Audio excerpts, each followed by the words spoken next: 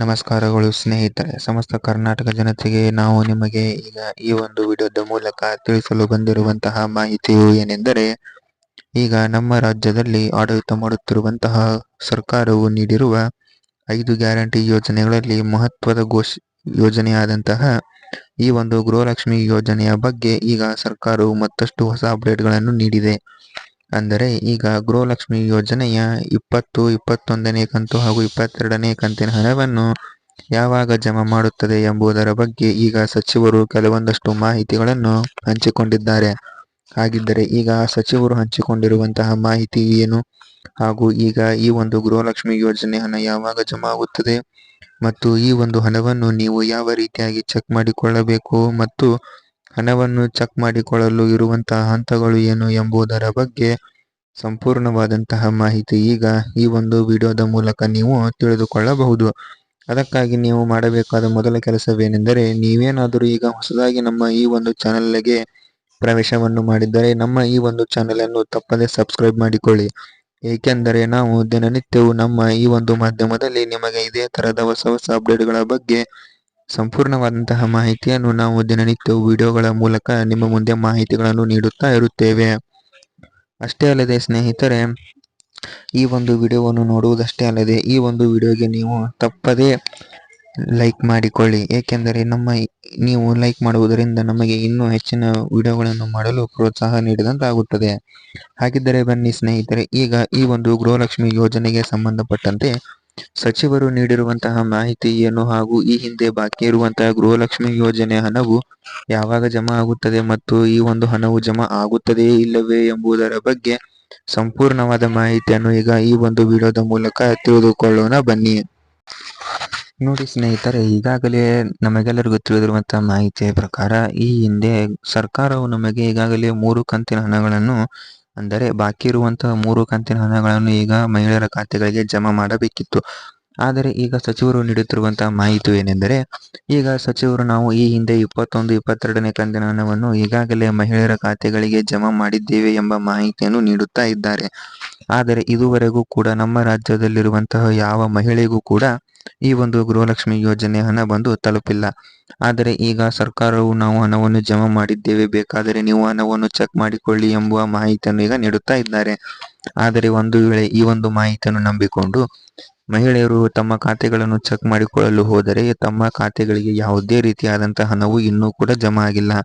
ಅದೇ ರೀತಿಯಾಗಿ ನೀವು ಈಗ ಸರ್ಕಾರವು ನೀಡಿರುವಂತಹ ಮಾಹಿತಿಯ ಪ್ರಕಾರ ಈ ಹಿಂದೆ ಈ ಒಂದು ಗೃಹಲಕ್ಷ್ಮಿ ಯೋಜನೆಯ ಹಣವು ನಿಮಗೆ ಜಮಾ ಆಗಿದೆ ಇಲ್ಲವೇ ಎಂಬುದರ ಬಗ್ಗೆ ನೀವು ಮಾಹಿತಿಯನ್ನು ತಿಳಿಯಬೇಕಾದರೆ ನೀವು ಡಿಬಿಟಿ ಕರ್ನಾಟಕ ಅಪ್ಲಿಕೇಶನ್ ಮೂಲಕ ಸಂಪೂರ್ಣ ಮಾಹಿತಿಯನ್ನು ತಿಳಿದುಕೊಳ್ಳಬಹುದು ಎಂದು ಮಾಹಿತಿಯನ್ನು ನೀಡಿತ್ತು.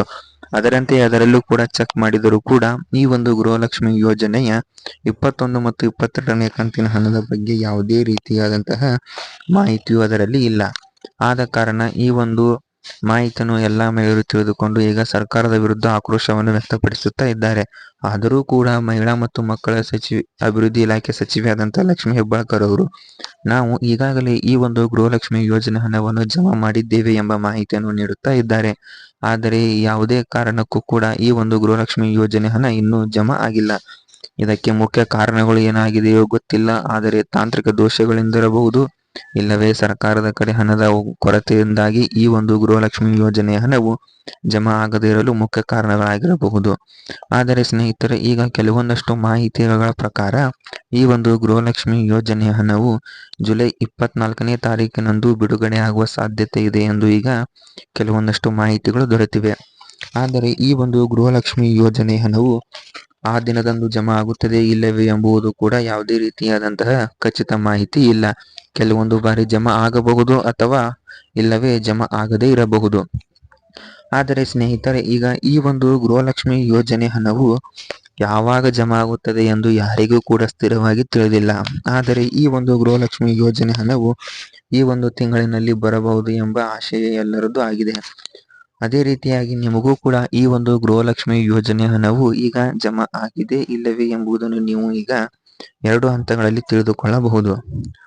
ಮೊದಲಿಗೆ ನೀವು ನಿಮ್ಮ ಮೊಬೈಲ್ನಲ್ಲಿ ಮೊದಲಿಗೆ ಡಿಬಿಟಿ ಕರ್ನಾಟಕ ಎಂಬ ಅಪ್ಲಿಕೇಶನ್ ಅನ್ನು ಡೌನ್ಲೋಡ್ ಮಾಡಿಕೊಂಡು ಅದರಲ್ಲಿ ನೀವು ನಿಮ್ಮ ಆಧಾರ್ ಕಾರ್ಡ್ ನಂಬರ್ ಅನ್ನು ಎಂಟರ್ ಮಾಡಿ ನಿಮಗೆ ಇದುವರೆಗೆ ನೀವು ಗೃಹಲಕ್ಷ್ಮಿ ಯೋಜನೆಯ ಇಂದ ಪಡೆದಿರುವಂತಹ ಪ್ರತಿಯೊಂದು ಕಂತಿನ ಹಣಗಳ ಬಗ್ಗೆ ಸಂಪೂರ್ಣವಾದಂತಹ ಮಾಹಿತಿಯನ್ನು ನೀವು ಅದರಲ್ಲಿ ತಿಳಿದುಕೊಳ್ಳಬಹುದಾಗಿರುತ್ತದೆ.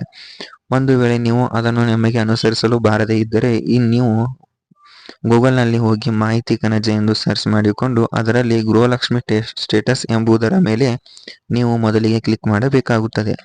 ಆ ನಂತರ ಅದರಲ್ಲಿ ನೀವು ನಿಮ್ಮ ರೇಷನ್ ಕಾರ್ಡ್ ನಂಬರ್ ಅನ್ನು ಎಂಟರ್ ಮಾಡಿ ನಿಮಗೆ ಈ ಒಂದು ಗೃಹಲಕ್ಷ್ಮಿ ಯೋಜನೆ ಹಣವು ಜಮಾ ಆಗಿದೆ ಇಲ್ಲವೇ ಎಂಬುದರ ಬಗ್ಗೆ ನೀವು ಸಂಪೂರ್ಣವಾದಂತಹ ಮಾಹಿತಿಯನ್ನು ಅದರಲ್ಲಿ ಪಡೆದುಕೊಳ್ಳಬಹುದು. ಅದೇ ರೀತಿಯಾಗಿ ಈಗ ಈ ಒಂದು ಗೃಹಲಕ್ಷ್ಮಿ ಯೋಜನೆ ಹಣವು ಈ ತಿಂಗಳ ಕೊನೆಯ ದಿನಗಳಲ್ಲಿ ಪ್ರತಿಯೊಬ್ಬ ಮಹಿಳೆಯರ ಖಾತೆಗಳಿಗೂ ಕೂಡ ಜಮಾ ಆಗುವ ಸಾಧ್ಯತೆ ಇದೆ ಎಂದು ಈಗ ಮಾಹಿತಿಗಳು ಹರಿದಾಡುತ್ತಾ ಇವೆ. ಆದ ಕಾರಣ ಈಗ ಈ ಒಂದು ತಿಂಗಳ ಕೊನೆಯ ಅಂತ್ಯದವರೆಗೂ ನೀವು ಕಾದು ಕುಳಿತುಕೊಳ್ಳುವುದು ಉತ್ತಮ. ಇದುವರೆಗೆ ಪೆಂಡಿಂಗ್ ಇರುವಂತಹ ಪ್ರತಿಯೊಂದು ಕಂತಿನ ಹಣಗಳನ್ನು ಸರ್ಕಾರವು ಜಮಾ ಮಾಡುವ ಸಾಧ್ಯತೆ ಇದೆ ಎಂದು ಈಗ ಮಾಹಿತಿಗಳು ದೊರೆತಿವೆ. ಆದ ಕಾರಣ ಈ ಒಂದು ವಾರದಲ್ಲಿ ಈ ಒಂದು ಗೃಹಲಕ್ಷ್ಮಿ ಯೋಜನೆ ಹಣವು ಜಮಾ ಆಗುತ್ತವೆ. ಅದೇ ರೀತಿಯಾಗಿ ಸ್ನೇಹಿತರೆ, ನೀವು ಈ ಒಂದು ಗೃಹಲಕ್ಷ್ಮಿ ಯೋಜನೆಯ ಅಪ್ಡೇಟ್ಗಳಾಗಿರಬಹುದು ಅಥವಾ ಸರ್ಕಾರದಿಂದ ಬರುವಂತಹ ಅಪ್ಡೇಟ್ಗಳಾಗಿರಬಹುದು, ಇನ್ನು ಹತ್ತಾರು ಅಪ್ಡೇಟ್ಗಳ ಬಗ್ಗೆ ನೀವು ಮಾಹಿತಿಗಳನ್ನು ತಿಳಿದುಕೊಳ್ಳಲು ನಮ್ಮ ಈ ಒಂದು ಚಾನೆಲ್ ಅನ್ನು ತಪ್ಪದೇ ಸಬ್ಸ್ಕ್ರೈಬ್ ಮಾಡಿಕೊಳ್ಳಿ. ಏಕೆಂದರೆ ನಾವು ಸರ್ಕಾರದ ಕಡೆಯಿಂದ ಬರುವಂತಹ ಪ್ರತಿಯೊಂದು ಯೋಜನೆಗಳು ಹಾಗೂ ಅವುಗಳಿಗೆ ಸಂಬಂಧಪಟ್ಟಂತಹ ಅಪ್ಡೇಟ್ಗಳ ಬಗ್ಗೆ ಪ್ರತಿನಿತ್ಯವೂ ಕೂಡ ನಾವು ವಿಡಿಯೋಗಳ ಮೂಲಕ ನಿಮಗೆ ಮಾಹಿತಿಗಳನ್ನು ನೀಡುತ್ತಾ ಇರುತ್ತೇವೆ. ನಮ್ಮ ಈ ಒಂದು ವಿಡಿಯೋವನ್ನು ನೀವು ಸಂಪೂರ್ಣವಾಗಿ ಕೊನೆಯವರೆಗೂ ನೋಡಿದ್ದಕ್ಕಾಗಿ ಧನ್ಯವಾದಗಳು.